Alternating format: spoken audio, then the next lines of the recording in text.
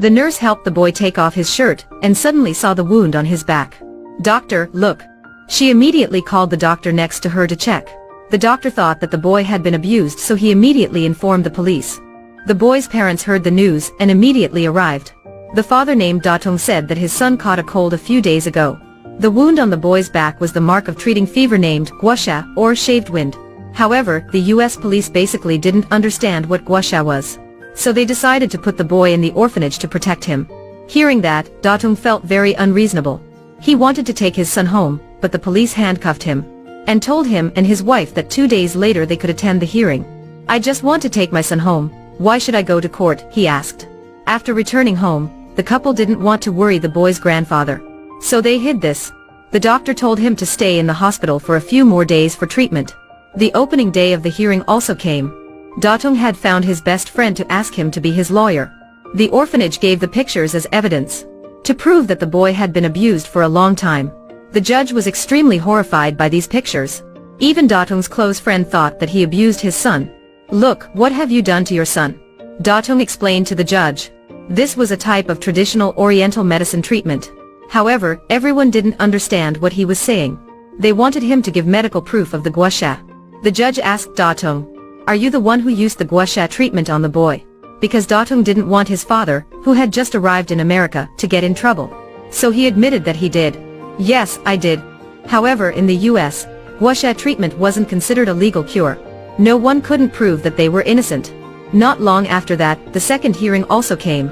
𝐷 said a lot and proved that he loved his son very much. Hearing that, his wife cried because she was so touched.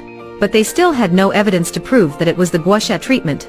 However, the orphanage's lawyer called the witness to come. First it was the gatekeeper. He said 𝐷 once left his son at home alone. The second one was a nurse. She condemned 𝐷 for disregarding his son's life. The reason was when his wife had difficulty giving birth.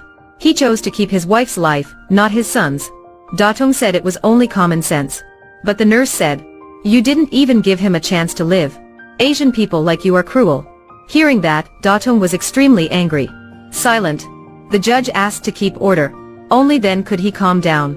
But the lawyer once again used this to attack him. Finally, he couldn't take it anymore. He got up and cursed these people as hypocrites. However, his troubles had officially started here. In the court, the Chinese man got angry and shouted at the American lawyer. Sun Wukong was a hero with important values and represented the Chinese tradition.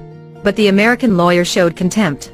He took out the English version of Journey to the West and said, "Sun Wukong took over someone else's orchard and secretly ate peaches. He even stole other people's medicinal herbs and destroyed the palace. For such a violent thief, why do Chinese people consider him a heroic example?" Hearing that, 𝐷 couldn't stand it. So he threw the book in the face of the American lawyer. After that, he rushed up and said, "You don't understand Chinese culture at all." The police had to control 𝐷. The judge asked everyone to keep quiet. He thought that 𝐷 not only failed to prove that the Gua Sha treatment for his son wasn't abusive, but also revealed his violent personality. So the judge decided to temporarily give custody of the boy to the orphanage. The case had also officially entered the judicial process. 𝐷 didn't know what to do. The lawyer immediately came up with measures. "You and your wife can separate, so that the custody of the children will be transferred to your wife." For the sake of his son, 𝐷 had to agree. The grandfather knew what happened to his grandson. He asked his daughter-in-law, "I'm old, I've been through a lot of ups and downs in life. So I'm not as weak as you think." So the daughter-in-law cried while telling him everything.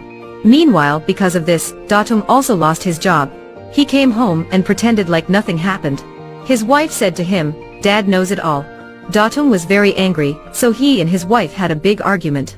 At this time, 𝐷 was alone in a shabby house. He drank alcohol every day to relieve his sadness. After this, his father decided to return to China. Before leaving, he found 𝐷's superior and told him that, "I used the Gua Sha treatment, not 𝐷." Finally, the superior personally experienced the Gua Sha treatment, and also understood the medical value of this method. 𝐷 took his father to the airport. His father said, "I'm old, so I don't want to forget your face. But the thing I regret most is that I didn't get to see my grandson again." Because the grandfather wanted to cure his grandson's fever, he was misunderstood as child abuse. With no other choice, he had to return home. At the airport, the two of them cried a lot. 𝐷 told his father to wait a moment. He rushed to the orphanage. He used the painting of Sun Wukong to attract his son, and then took him to the airport. When seeing the grandfather, the boy immediately ran to hug him. The grandpa cried. He thought that because of his ignorance, his son's family had to be separated. Datong had to think a lot. If America doesn't need us anymore, we will have to return to China. When he was about to buy a plane ticket, his father was amazed.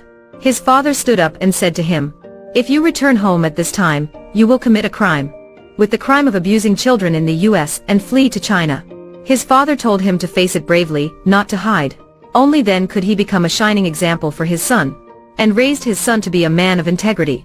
After seeing his father on the plane, Datong drove his son away. At this time, the police also chased them all the way.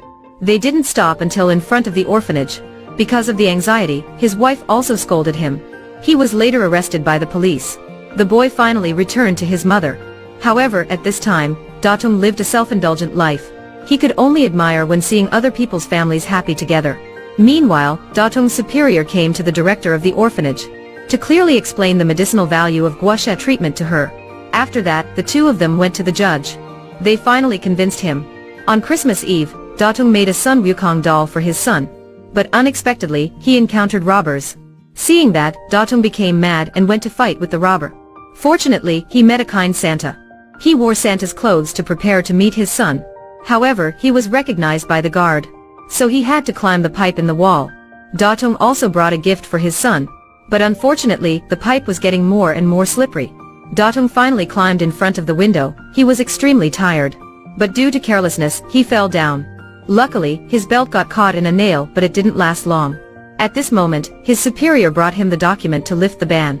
Before Datong fell, his superior promptly grabbed his hand. Everyone tried their best to drag Datong into the room. His whole family hugged each other. After many hardships, they were finally reunited.